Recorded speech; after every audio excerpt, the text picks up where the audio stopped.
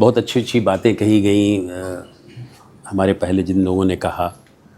अ, सबसे बड़ी चीज़ जो है कि हमें ज़िंदगी जो है वो ऐसी चीज़ें क्रूडेस्ट फॉर्म में सिखाती हैं जिसका हम हमेशा विरोध करते हैं। और हमने कई बार देखा कि मैं एक police officer, retired police officer हूँ, तो हम लोग की शुरुआत वैसे समय में हुई जब हार्ड स्किल्स का बहुत ज़्यादा ज़माना था। हम लोग एज ए पुलिस ऑफिसर जो हैं वो वेपन्स के बारे में, रूल्स एंड रेगुलेशंस के बारे में, लॉ के बारे में, इन सबों के बारे में ज़्यादा ध्यान देते थे। और उस समय की स्थिति परिस्थिति भी ऐसी थी, अपराध भी वैसे ही हुआ करते थे। सोशल क्राइम्स जो होते थे उन पर हम ध्यान नहीं देते थे। आज जब रिटायरमेंट के बाद हम बहुत सारे सोशल क्राइम से रिलेटेड हैं, जैसे आसाम में हम बहुत बड़ी मात्रा में चाइल्ड मैरिज पे काम कर रहे हैं। I am associated with India child protection, जिसमें हम ऑनलाइन चाइल्ड सेक्सुअल अब्यूज़ और चाइल्ड मैरिज पे बहुत ही बृहद रूप से काम कर रहे हैं। हम लोगों ने लगभग 3 लाख से ज़्यादा बच्चियों का चाइल्ड मैरिज रुकवाया है, और कई जगहों पे करीब 22 स्टेट्स में ऐसे हुए हैं जिसमें कि हमारे रिप्रेजेंटेटिव्स जो है काम कर रहे हैं। इन सब ऐसे अपराधों को पुलिस ऑफिसर के रूप में हमने उतना ध्यान नहीं दिया जो अब हमको लगता है कि ये होना चाहिए था। सोशल सेक्टर्स में जो एजुकेशन पे है या हेल्थ पे है जो ध्यान दिया जाना चाहिए, उन सबों पे अभी ध्यान नहीं दिया जा रहा है।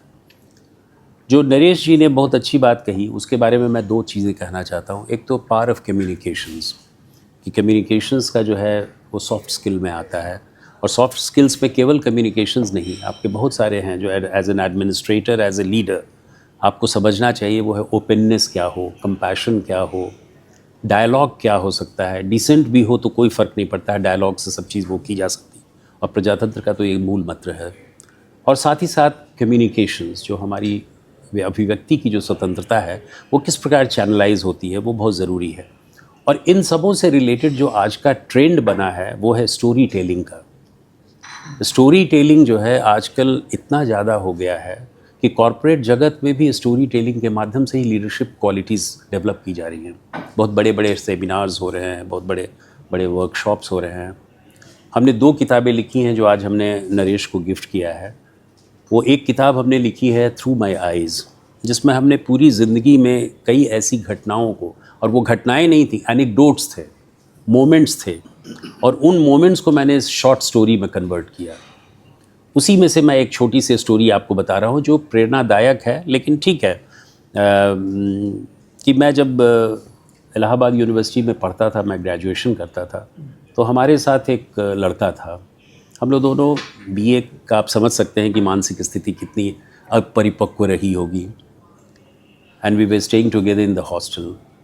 वो लड़का जो है बड़ा मिस्चीवियस था, डिसऑनेस्ट नहीं था, मिस्चीवियस था।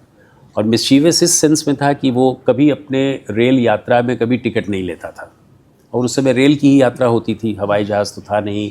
और वो तो जब जब कभी उसको इलाहाबाद से वाराणसी जाना हो या दिल्ली जाना हो, तो उसके फादर एक समय में रेलवे गार्ड होते थे, उसके बाद फिर अन्य क्षेत्रों में भी रहे।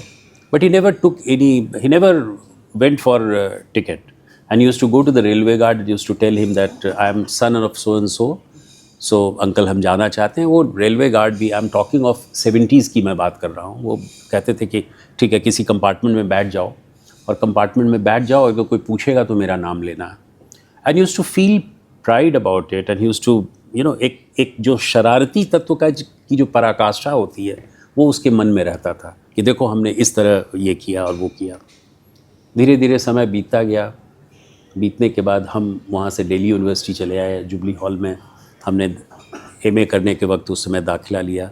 उसने ग्रेजुएशन के बाद नौकरी शुरू कर दी, and he started in a very very very small, young India करके एक बहुत छोटी कंपनी होती थी जो संभवतः प्रोजेक्टर वगैरह बेचती थी उस समय, हमें याद नहीं है ठीक से, 70s की बात कर रहे हैं।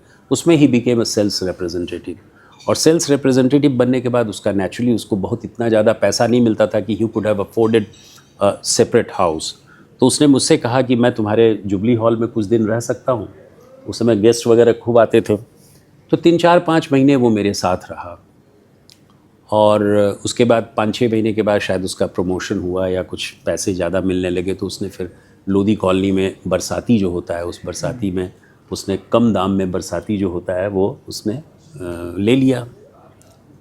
और तो जब जाने लगा तो उसने कहा कि एक चीज़ जो मैं कहना चाहता हूँ वो कि मैंने तुमको भी 4-5 महीने से बहुत क्लोजली देखा, और मैंने देखा कि तुम उस समय, बहुत से लोगों को मालूम नहीं होगा, अब तो हम लोग डीटीसी बसेस में नहीं चलते हैं, लेकिन उस समय यू स्पेशल और कई डीटीसी बसेस होते थे। उस बसेस में टिकट कंडक्टर जो था वो गेट के पास रहता था, और वो आपको टिकट लेना है, उनको नहीं बताना है, आप टिकट लेके फिर आगे बढ़िएगा। और कई बार ऐसा होता था कि आप भूल जाते थे टिकट लेना, जैसे नए नए हों तो भूल जाते थे, लेकिन बाद में चेकिंग होती थी और सरप्राइज़ अनएक्सपेक्टेड चेकिंग होती थी। उस चेकिंग में अगर आप पकड़े गए तो आपसे जुर्माना 400-500 जो भी, हाँ, जितना भी होता था वो लिया जाता था। तो we were very concerned about it. हम लोग इस बात का हमेशा ध्यान रखते थे कि हमको टिकट लेना है, the ticket conductor will not come to you, you have to take the ticket. क्यों गर्ग साहब? तो कई बार ऐसा होता था कि मैं तो हमेशा टिकट लेता था, लेकिन वो, उसको मैं देखता था कि कभी कभी वो नहीं लेता था, जानबूझकर भी नहीं लेता होगा, और शायद शरारत जो टिकट का उसका था। He probably watched me for about 4-5 months, and at the time of departure, he said that I have been observing you for last 4-5 months, and the kind of discipline you have, that was something remarkable. So I could now understand कि life में जो है ये बहुत अच्छी चीज़ होती है, एक वर्च्यू होता है जो हम अपने आप में डेवलप कर सकते हैं। इसके लिए कोई ट्रेनिंग, उसके लिए कोई टेक्सचर और उसके लिए कॉन्टेक्स्ट की ज़रूरत नहीं है।